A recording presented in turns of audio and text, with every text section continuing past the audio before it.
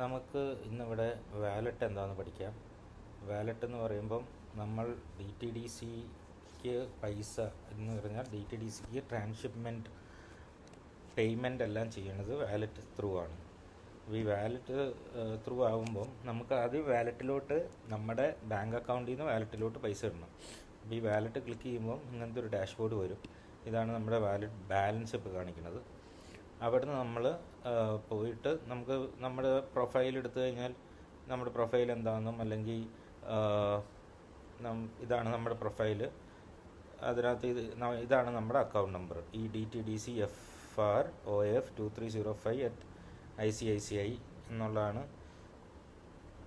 നമ്മുടെ UPI ID അല്ലെങ്കിൽ account നമ്പറും അത് തന്നെയാണ്. അക്കൗണ്ട് നമ്പർ ആക്ച്വലി ന്യൂമറിക്കൽ ആണ്, കാരണം നമ്പേഴ്സും വരും, അതിനകത്ത് ആൽഫബറ്റ്സും വരും.